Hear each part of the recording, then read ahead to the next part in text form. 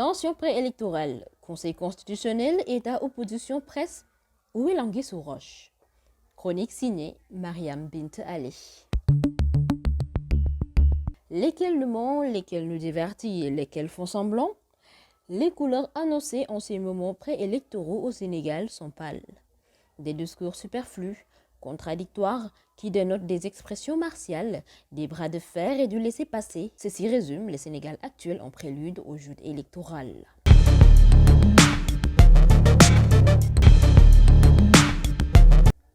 Une vieille maxime dit: il ne faut pas prendre les enfants du beau Dieu pour des canards sauvages. Le peuple sénégalais actuel est très informé. Dans une de mes précédentes chroniques, je l'ai évoqué. C'est une grande agrégation d'hommes sains d'esprit et chauds de cœur qui forment cette conscience morale appelée la nation sénégalaise. Le Sénégal comprend aujourd'hui une masse de jeunes capables de faire leurs propres résolutions et de tirer des conclusions brillantes. Même si les quatre principaux pouvoirs, à savoir l'exécutif, le législatif, le judiciaire et même les médias, peuvent être enclins à divaguer, ce que l'on considérait comme incompris par les profanes est devenu su et compris. Parce que oui, on a longtemps supposé que le Sénégal compte une jeunesse inconsciente. Ceci dit, cette dernière a toujours été interpellée sur le sens de ses responsabilités. Pour mémoire, lors d'une conférence à Kerjem le 10 juin 1979, Al Maktoum interpella la jeunesse de n'avoir pas compris que la décade 1968-1978 lui était manifestement destinée et que si la jeunesse persistait dans son manque d'initiative, elle perdrait l'occasion la plus propice de se réaliser. L'avenir nous a jugés. Autre fait manquant.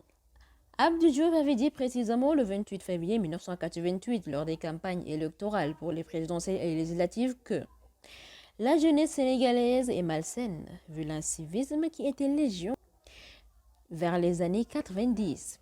L'avenir nous a encore jugés.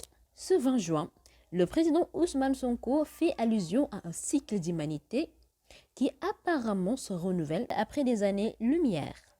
Il voulait dire en un mot que la chance a été donnée à la jeunesse du Sénégal de décider de son sort. Sinon, retour à la situation depuis les indépendances où le Sénégal avait laissé faire sacrifier Mamadou Dia sous l'autel d'un amour avide du pouvoir. À chaque jeunesse sa responsabilité, soit elle l'assume, soit elle la fuit. Effectivement, l'avenir nous jugera.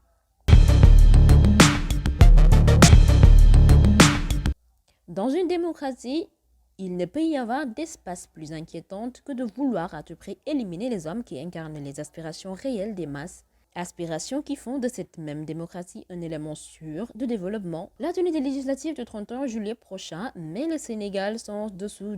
Après la décision du Conseil constitutionnel de supprimer la liste nationale des Yao à la place de la liste des suppléants devant servir de bannière pour les joutes, l'opposition grince les dents.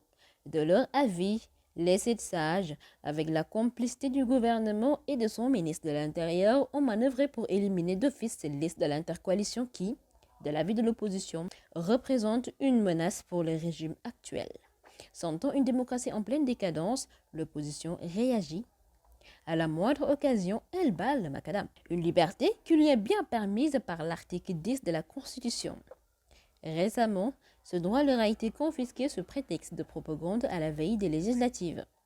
Décision préfectorale sous la demande du CNRA qui crée encore une polémique.